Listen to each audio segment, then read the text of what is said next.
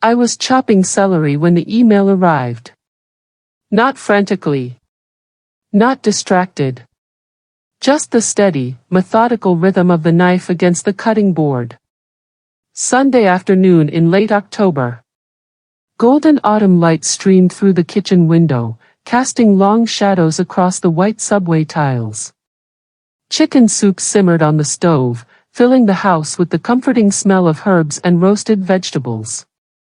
The kind of smell that made everything feel safe and normal. My phone buzzed once on the granite counter. Sharp. Intrusive. Out of place in the domestic quiet. I glanced at the screen because the vibration felt somehow wrong, jarring against the peaceful atmosphere I'd carefully cultivated. The subject line read, Estate Plan, Final Distribution Summary. My hands stilled on the knife handle. I wiped them carefully on a dish towel, the cotton rough against my palms, before touching the screen. The email was forwarded.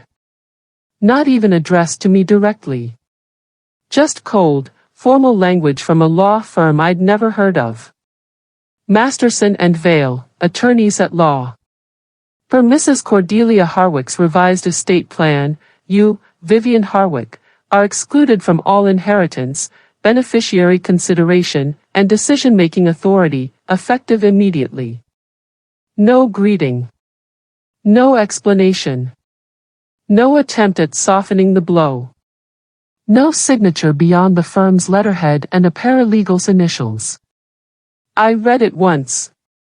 Then again, more slowly this time, letting each word register fully. The celery sat abandoned on the cutting board, edges already beginning to brown where I'd sliced them. I rinsed my hands under cold water. Dried them methodically, finger by finger.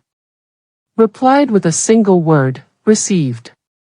Then I returned to the soup as absolutely nothing had happened at all. Dinner happened exactly on schedule that evening. 6:30, like always. I set the table with the blue ceramic plates my mother-in-law had given us 3 Christmases ago, back when she still pretended to like me. Lit the small ivory candle I always lit on Sundays, a ritual that made our small dining room feel elegant. Folded the napkins into triangles. Poured water into the good glasses. Asked my husband, Knox, how his day had been. He talked about traffic on the expressway. About a delayed shipment at the warehouse where he worked as operations manager. About his fantasy football lineup and whether he should trade his running back. About nothing that mattered. I nodded at appropriate intervals. Made small sounds of interest and agreement. Smiled when his stories required it. Laughed softly at his jokes about his coworker's terrible coffee addiction. My heart rate never spiked. My voice never wavered or cracked. My hands remained perfectly steady as I ladled soup into bowls, the steam rising between us. Inside, though, something precise had clicked into place. Like a filing cabinet drawer sliding shut after years of being slightly ajar. Like a lock tumbling into position after someone finally inserted the right key. Like the final piece of a puzzle settling into its designated space. After we finished eating and Knox retreated to the living room with his laptop to watch football highlights, I cleared the dishes methodically. Loaded the dishwasher with careful precision. Wiped down the counters until they gleamed. Then I opened my own laptop at the kitchen table, the screen casting blue light across my face. Created a new folder in my documents. Labeled it Estate, Documentation. Saved the email inside. It wasn't the first document in that folder. Not even the 5th. Not even close to being alone in there. I didn't tell anyone about the email. Not Knox, sleeping peacefully beside me each night. Not my sister Fallon, who lived 3 states away and called every Sunday. Not my best friend from college, Maris, who would have been outraged on my behalf. Not even myself out loud, not in the mirror or the car or the shower, where private thoughts usually escaped. Silence is a useful tool. Perhaps the most useful tool in certain situations. Silence creates space for people to reveal themselves, to make assumptions, to grow confident and careless in their cruelty. I let the email sit in that folder like a seed planted in dark soil. Let them assume it had landed like a bomb in my life. I was devastated. Destroyed. Weeping into my pillow at night while Knox slept. Calling friends in hysterics. Spiraling into depression or rage or both. No reaction is deeply unsettling to people who expect panic. Who expects begging and pleading? Who expects you to fight back immediately with anger and accusations, and emotional scenes? My mother-in-law Cordelia had always fundamentally underestimated quiet women. She mistook silence for weakness. Patience for stupidity. Compliance for defeat. Surface-level pleasantness for actual acceptance of her authority. She'd been making that exact mistake for 6 years, ever since I'd married her youngest son. I'd been counting on her making it for the last 2 years specifically. Documenting it. Building a case on the foundation of her assumptions about who Vivian Harwick was and what I could understand or do. 2 days after the email arrived, a message appeared in the family group chat. From Cordelia herself, posted at 11:43 in the morning while I was grocery shopping. So relieved to finally have everything settled with the estate plan. Legacy matters so deeply to me, always has. Hard choices had to be made, but I'm feeling such peace now about everything. A pink heart emoji. A champagne glass. A little angel face. The kind of message designed to look gracious while twisting the knife. Replies flooded in within minutes, like they always did when Cordelia posted anything. My sister-in-law Bryn, married to Knox's older brother. Good for you, Mom. You absolutely deserve this rest and peace. Knox's brother Thaddeus himself, family first, always. So proud of you. Knox's cousin Winslow, who lived in California and barely knew any of us, so happy for you, Aunt Cordy. You're such an inspiration. On and on. Validation pouring in like water. Support. Congratulations on making those hard choices, whatever they were. Nobody is asking what the hard choices entailed. Nobody questioning. Nobody is pushing back.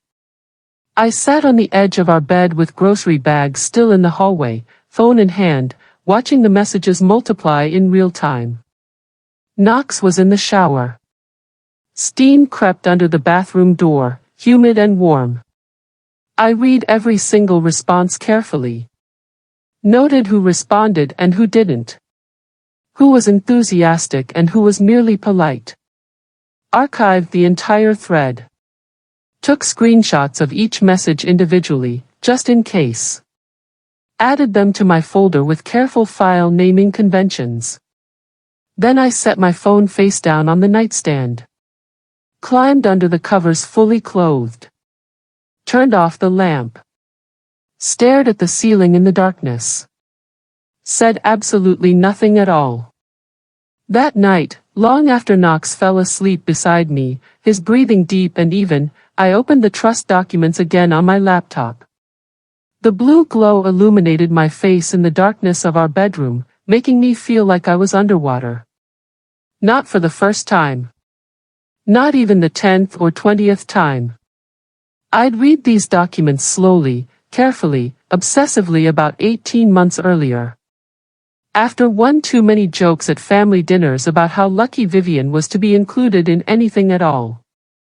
After one too many comments about bloodlines and earned inheritance and what real family meant.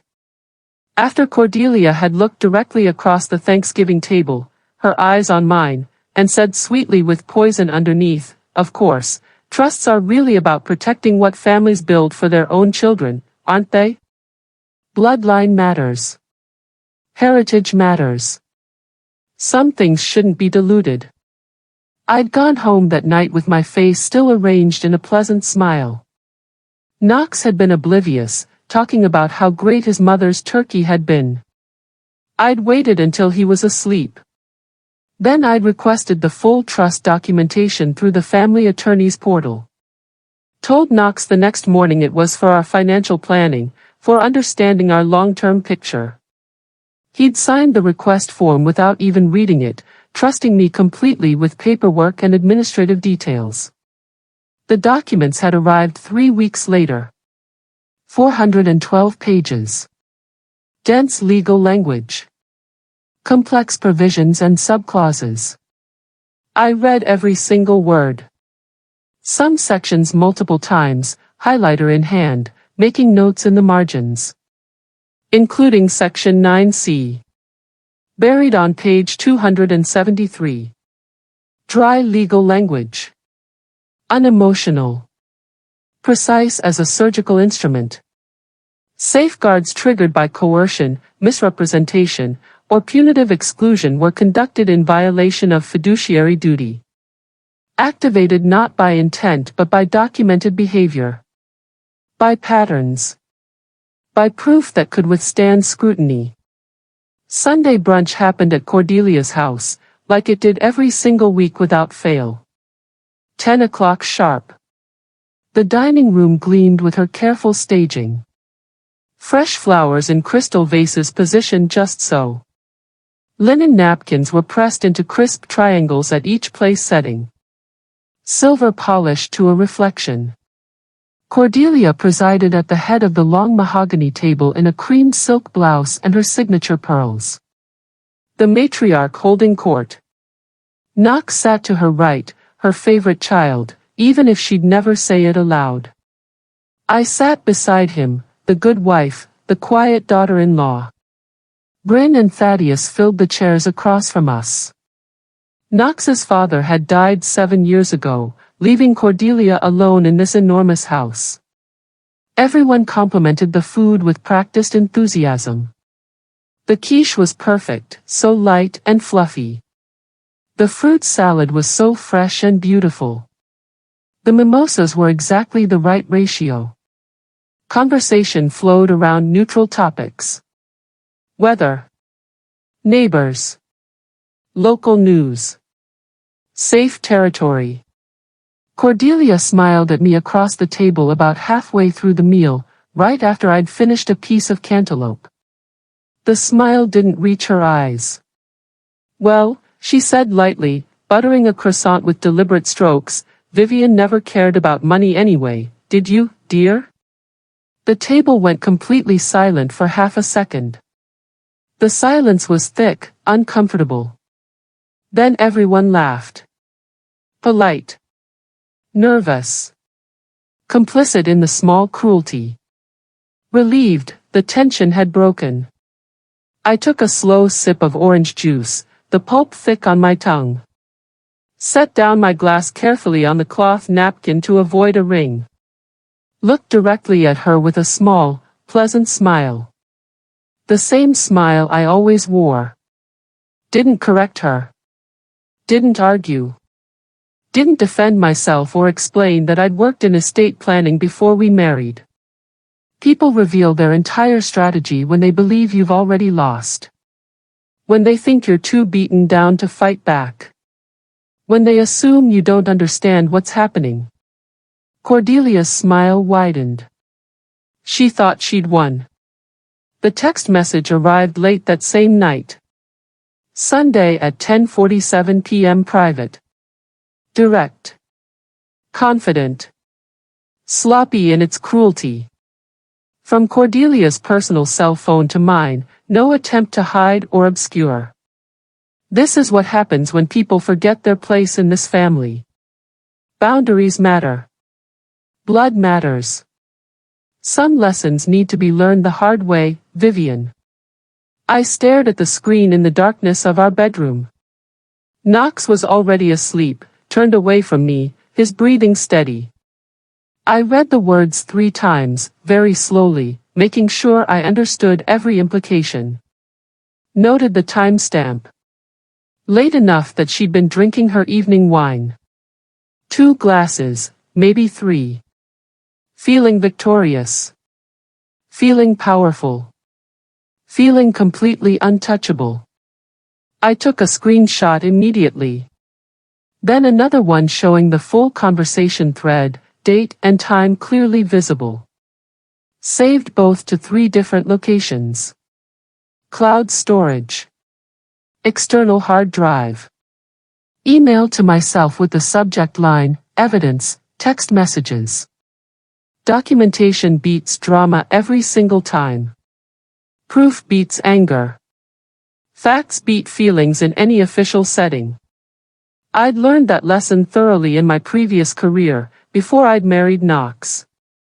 Before I'd become the quiet wife who baked cookies for school fundraisers and smiled through family dinners. Before everyone forgot what Vivian Harwick used to do for a living. Before they stopped seeing me as a professional with skills and knowledge. Before I'd become essentially invisible to them.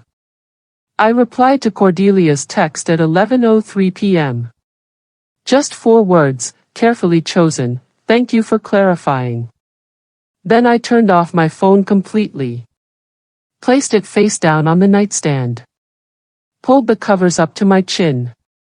Slept perfectly. Dreamlessly. Better than I had in weeks. 18 months earlier, I'd sat across from an attorney named Felton Briggs in a glass office downtown. Corner suite on the 14th floor. City views stretching for miles. Expensive furniture that spoke of success. I'd found him through a professional referral from my old colleague, not through anyone in Knox's family. Not family law. Estate law specifically. Trusts. Fiduciary duty. Tax implications. Asset protection. He'd been expensive. $300 an hour. Worth every single dollar. I'd paid him in cash initially, then later by check from my old savings account. The one Knox didn't know about. The one I'd kept separate when we married, in my name only. Not deceptive. Practical. The account I'd built during my career, before love and marriage had rearranged my priorities. What happens, I'd asked Felton during that very first consultation, my hands folded calmly in my lap, if a trustee acts out of personal spite instead of fiduciary duty? If decisions are made punitively rather than in the beneficiary's best interests? He'd leaned back in his leather chair, the expensive kind that probably cost more than my car. Smiled thinly. Professionally. With the confidence of someone who'd seen this exact situation play out many times before. That's when trust stopped being polite, he'd said, his voice measured and calm. Trusts are specifically designed to protect beneficiaries from exactly that kind of abuse. Especially when the behavior is clearly documented over time. Patterns matter more than individual incidents. Documentation matters more than verbal agreements. And trustees have explicit legal obligations that override personal feelings. I'd nodded slowly. Taken careful notes in a leather notebook I'd brought specifically for this purpose. Asked detailed follow-up questions. About the burden of proof. About timelines. About what constituted sufficient evidence. Scheduled a second meeting for the following week. Then a third meeting 2 weeks after that. By the 4th meeting, I'd retained him officially. Quietly. Privately. Paid a retainer that made my savings account lighter but my future more secure. Nobody in Knox's family knew. Nobody needed to know. Not yet. Section 9C wasn't dramatic in its language. It didn't threaten with aggressive legal terminology. It didn't punish with explicit penalties. It didn't use the kind of language designed to intimidate or frighten.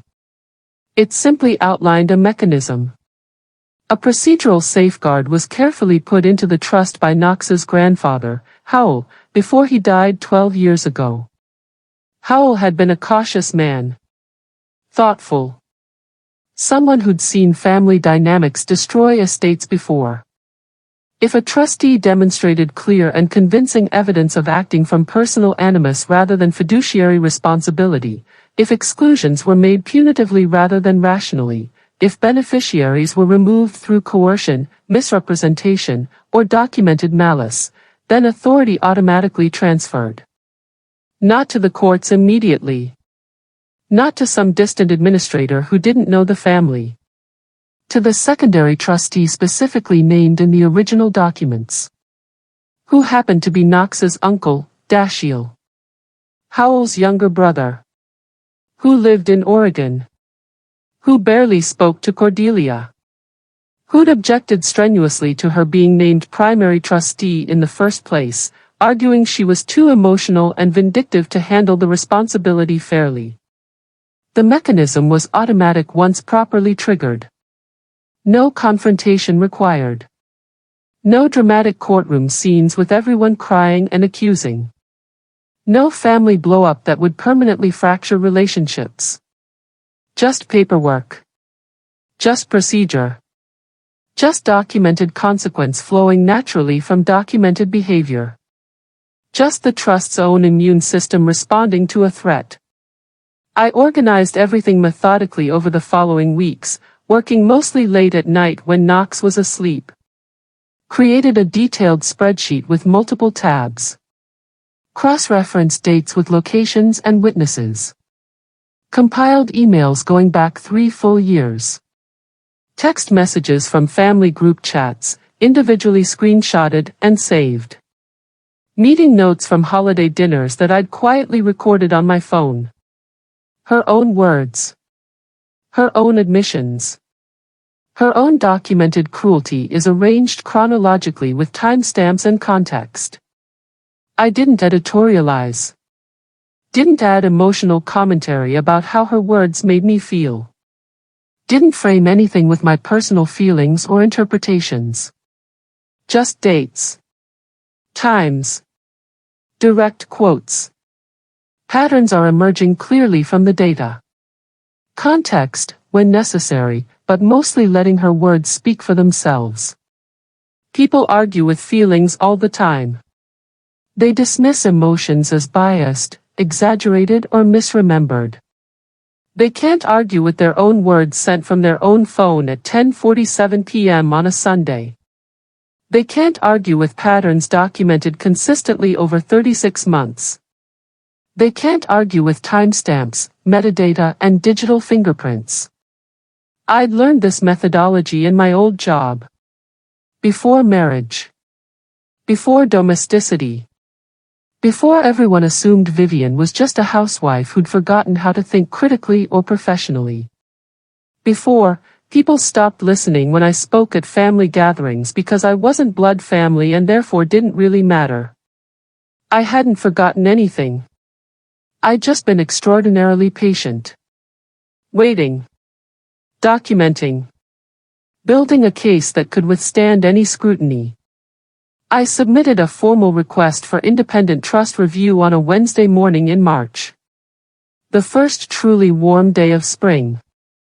Certified mail from the post office, receipt carefully preserved. Digital copy sent simultaneously to the law firm's encrypted portal with read receipt requested. Confirmation was saved immediately to my folder with appropriate file naming. I didn't tell Cordelia. Didn't tell Knox. Didn't tell anyone in the family. Didn't hint or threaten, or warn. Let the paperwork speak first. Let the process begin without any warning that might give her time to prepare or obscure evidence. Let official channels do exactly what they were designed to do. The request cited specific sections of the trust document by page and paragraph number. Referenced clear evidence of potential fiduciary breach with exhibits attached. Requested formal review by an independent administrator as explicitly outlined in the trust's own governance structure. Invoked my rights as a named beneficiary to request such a review. It was professional. Unemotional. Thorough. Impossible to dismiss as a mere personal grievance or family drama. Impossible to characterize as a vindictive wife causing trouble. Felton had written most of the language himself, his decades of experience evident in every carefully chosen word. I'd reviewed it multiple times. Made minor suggestions. Signed it in blue ink. Added my own cover letter explaining calmly why I believed a review was necessary. The firm received it 3 business days later. Logged it officially into their system with a case number. Opened a formal file. Standard procedure. Nothing rushed. Nothing aggressive.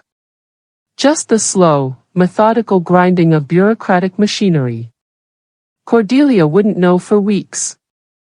But when she finally found out, it would already be far too late to stop the process. Cordelia hosted a celebration dinner that same week, completely unaware of what I'd set in motion. Friday night. Her dining room was glittering with dozens of candles in silver holders. Her absolute best china layout, the pattern she'd inherited from her own mother. Wine flowing freely, expensive bottles she'd been saving for special occasions. She stood at the head of the table with a champagne flute raised high, the crystal catching the candlelight. Everyone fell silent immediately, trained to give her their full attention. "I want to toast," she said, her voice warm and deeply satisfied, to finally having everything properly settled. "The estate plan is finalized. No loose ends to worry about. No complications. Everything is exactly as it should be. As Howell would have wanted it. Family taking care of family." Glasses clinked around the table. Knox smiled at his mother with genuine affection and pride. Bryn and Thaddeus applauded softly. Cousin Winslow, visiting from California, raised his glass enthusiastically. I lifted my own glass slowly. Met Cordelia's eyes directly across the table. She smiled at me. Not warmly. Not with any affection or kindness. Victoriously. Triumphantly. Like someone who believed the game was completely over and she'd won decisively. I smiled back. Small. Polite. Knowing something she didn't. She had no idea what that smile meant. She would soon enough. 3 weeks later, everything began to change. Not dramatically. Not suddenly with explosions and confrontations. Just a subtle shift in the air pressure. A letter arrived at Cordelia's house on a Tuesday afternoon. Thick cream envelope. Law firm return address embossed in navy blue. Formal wax seal. The kind of correspondence that immediately signals importance. She called Knox first, her voice high and tight with confusion and anger. Then Bryn. Then Thaddeus. Then, everyone in the extended family except me. The trust administrator had sent a formal notice of review. Neutral language. Cold professional phrasing. No accusations. No dramatics. Just information delivered clearly. Your authority as primary trustee is under formal review pending investigation of potential fiduciary breach. This is standard procedure when concerns are raised. Please retain legal counsel to represent your interests. All decisions requiring trustee approval are temporarily suspended. She called me 7 times that night. I watched my phone light up repeatedly on the kitchen counter. Knox was upstairs watching television, completely unaware of the storm beginning to gather. I didn't answer any of the calls. Didn't return any of the increasingly frantic voicemails. Didn't engage with the emotional manipulation. Silence is its own kind of answer. The next morning, she sent a text message, "Vivian, we need to talk immediately. This is a family emergency." I replied 6 hours later, after I'd finished my morning errands, Please communicate through proper legal channels going forward. Then I muted her number entirely. Cordelia's attorney sent an email to Felton Briggs the following week. Polite. Carefully worded. Curious in tone. Slightly tense underneath the professional veneer. Requesting clarification on the specific nature of the review. Suggesting perhaps there'd been some kind of misunderstanding that could be easily resolved. Offering to discuss matters informally before they escalate unnecessarily. Emphasizing that the family shouldn't involve lawyers and administrators in private matters that could be handled privately. Felton replied within 48 hours. His response was characteristically brief. Polite but firm. Devastating in its implications. He attached comprehensive documentation. 37 pages of exhibits. Screenshots arranged chronologically. Emails with full headers. Text messages with metadata. Timeline analysis showing patterns. No emotional language anywhere. No accusations or interpretations. Just evidence. Just facts. Just Cordelia's own words arranged chronologically in a way that made the pattern undeniable. The other attorney went completely silent for 3 days. No response. No follow-up questions. Just silence while they presumably reviewed everything and realized how serious this was. Then they requested an in-person meeting. Felton declined politely. Reminded them that this was an administrative review process, not a negotiation between parties. Suggested they focus their energy on responding to the formal inquiry rather than attempting to circumvent established procedures. Cordelia called Knox that night, crying actual tears. He came home shaken, pale, and confused. Asked me directly if I knew anything about this situation. I looked at him calmly across our kitchen table. About what, exactly? I asked. Family conversations shifted noticeably around me over the following weeks. Subtle at first. Then increasingly obvious as people chose sides or tried to remain neutral. Knox's brother Thaddeus called me directly one evening, his voice careful and measured. Asked how I was really doing. Whether I needed anything. Whether I wanted to talk about what was happening. His wife Bryn sent a long text message. Vivian, I always thought you were treated unfairly at family gatherings. I'm genuinely sorry I didn't say anything sooner. I should have spoken up. Knox's cousin Winslow invited me to lunch when he was in town. Just the two of us. No other family members. Asked direct questions. Really listened to my answers without interrupting or dismissing. The family dynamic was actively recalibrating in real time. People were reassessing everything they'd witnessed. Reconsidering interactions they'd previously dismissed as harmless. Remembering comments they'd laughed off as jokes. Cruelties they'd enabled through their silence and complicity. I answered everyone carefully. Honestly but not vindicatively. Never emotional or accusatory. I'm letting the process work, I said repeatedly to anyone who asked. I trust the trust's own safeguards. That's what they were designed for. I didn't badmouth Cordelia to anyone. Didn't trash her character or call her names. Didn't need to do any of that. Her own extensively documented behavior was doing that work far more effectively than any emotional outburst from me ever could. Cordelia made a critical mistake in late April. She posted something on her personal social media account. Not directly about the legal situation. Vague enough to maintain deniability.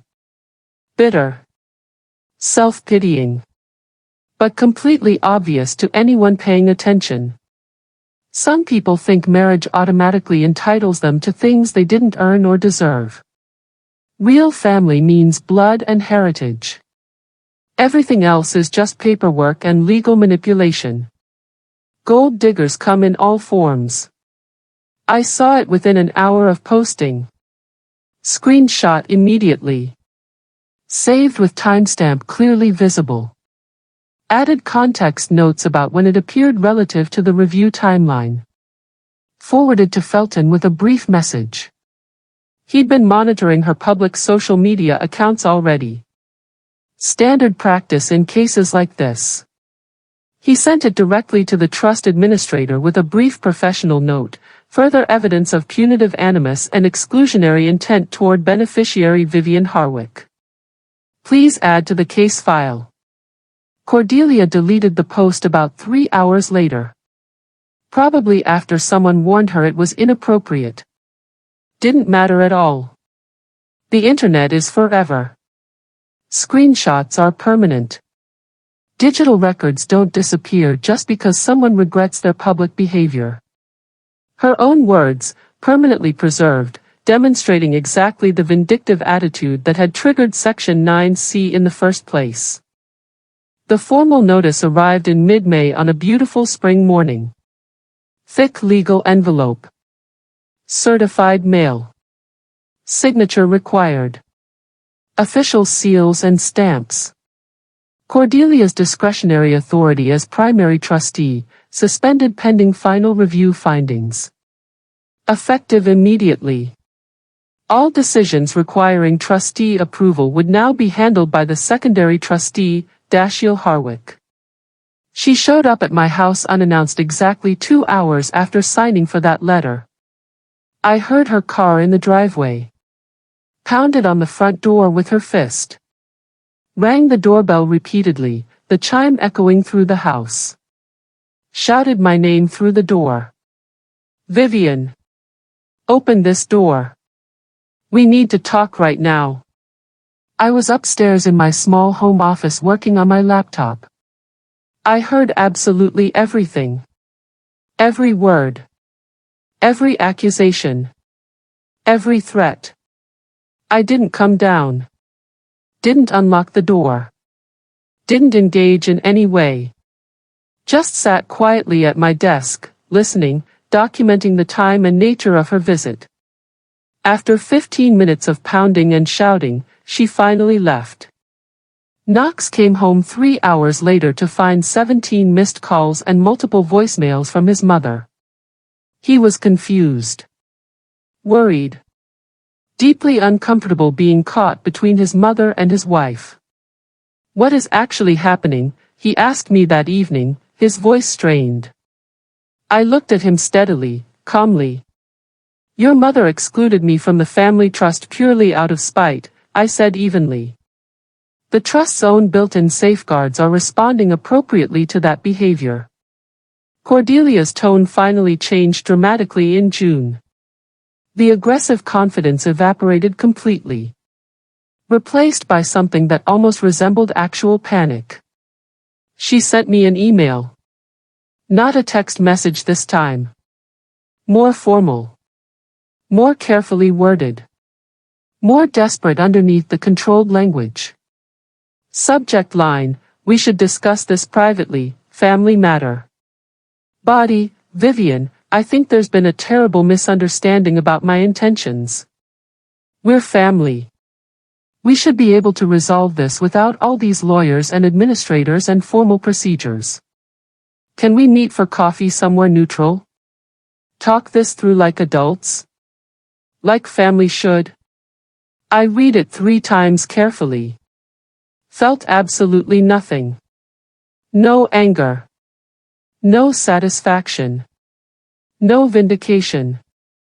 Just cold professional detachment. Replied 4 hours later with 7 words, please put everything in writing through counsel. She responded within minutes, you're destroying this family over money. You're tearing us apart. How can you live with yourself?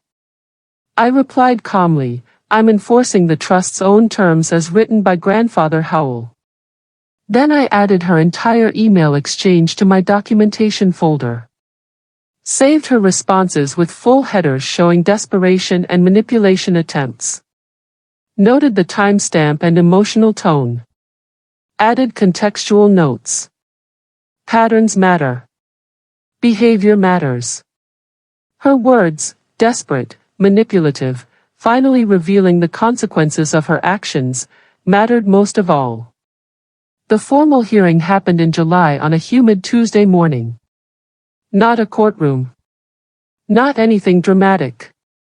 A conference room in the trust administrator's office downtown. Long polished table. Leather chairs. Windows overlooking the city. Professional. Businesslike.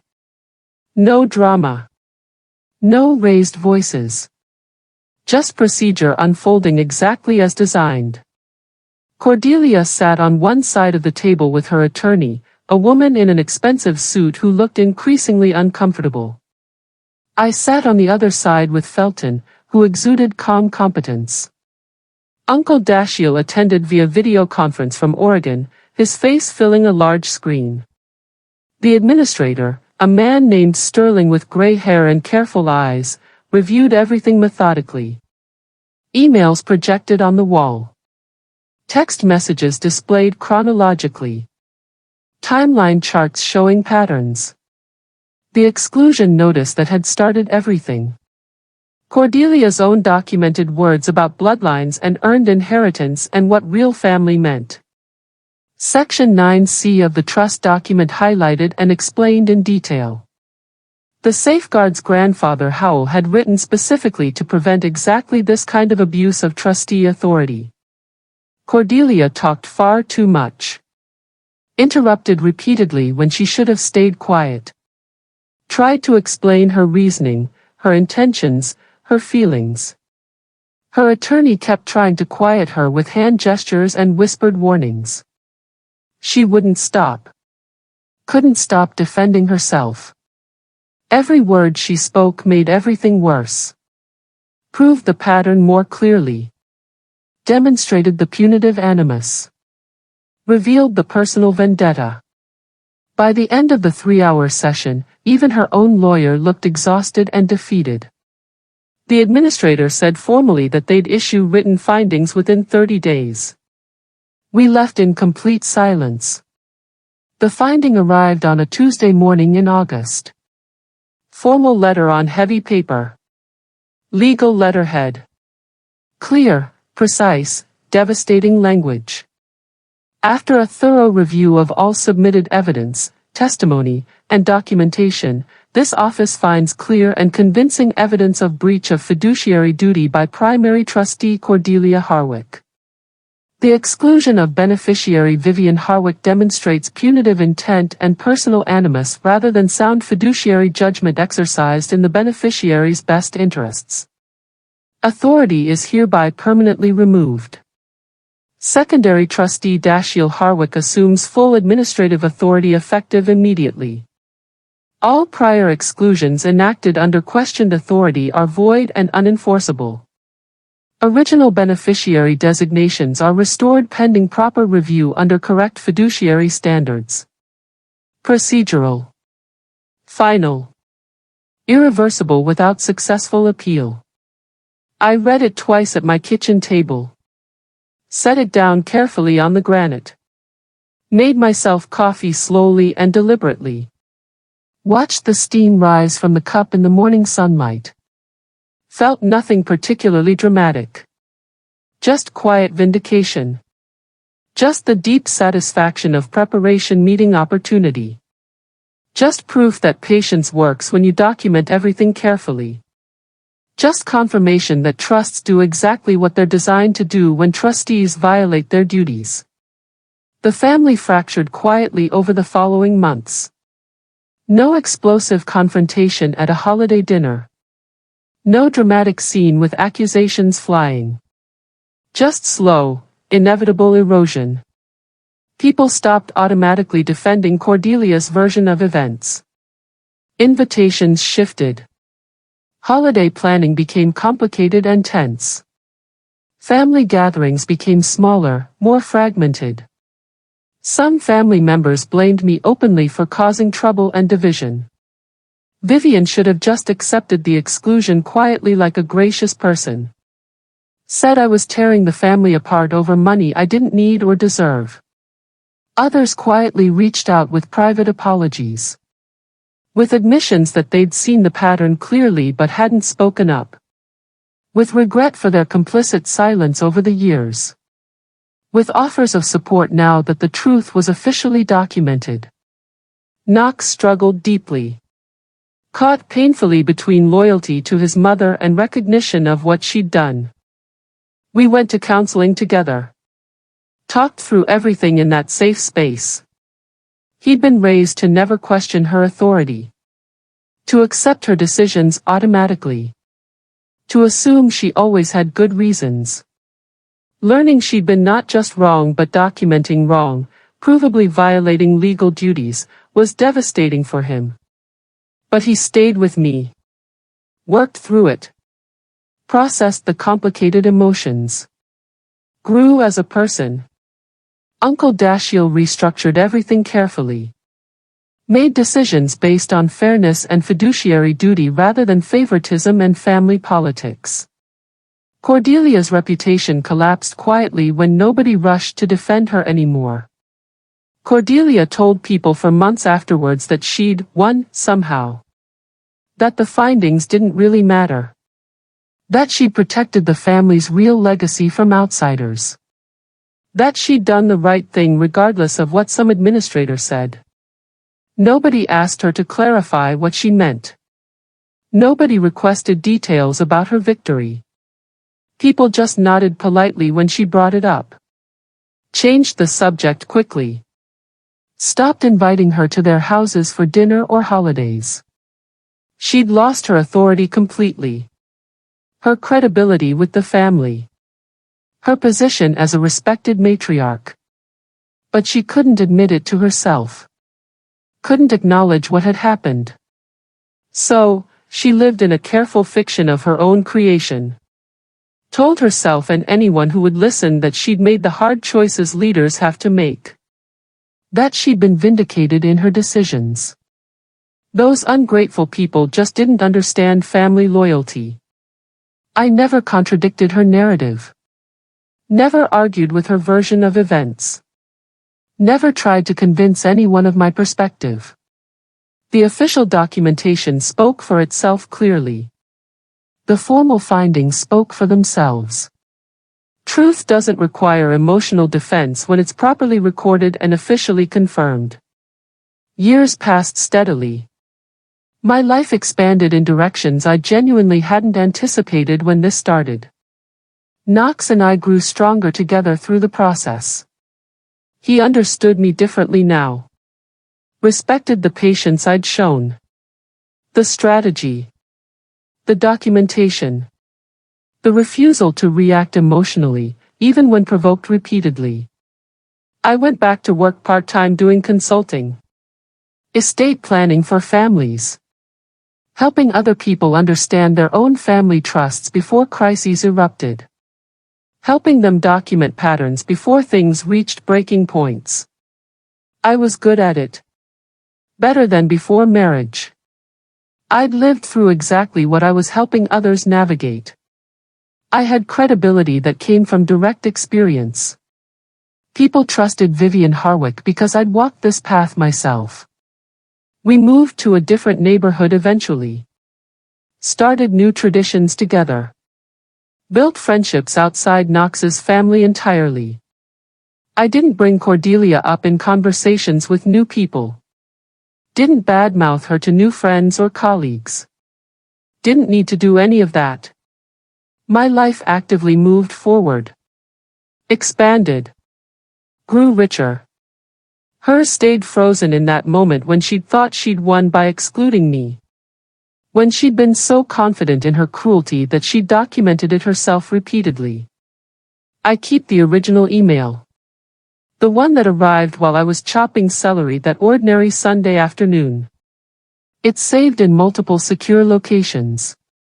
Backed up automatically. Preserved carefully. Not as a wound anymore. Not as something that still hurts when I look at it. As proof. As evidence that preparation matters. That documentation matters more than emotional reactions. That patience matters infinitely more than immediate retaliation. That quiet women are often dangerously underestimated by people who mistake silence for weakness. Sometimes I reread it late at night. Not often. Maybe once or twice a year. Usually, when I can't sleep. When I need to remind myself that I did the right thing. That I didn't overreact or imagine things. That I wasn't being too sensitive or reading too much into situations. That what happened was real.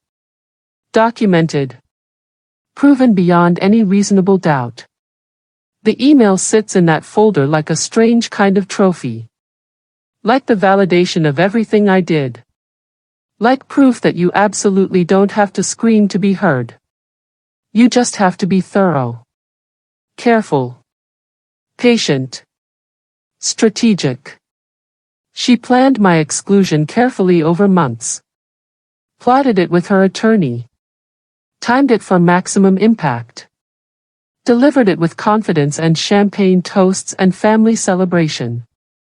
She thought she understood power and how to wield it. Thought she understood family dynamics and loyalty. Thought she understood Vivian Harwick completely. She was wrong about everything. She didn't read the trust carefully enough. Didn't understand the safeguards grandfather Howell had built in specifically to prevent exactly what she was doing.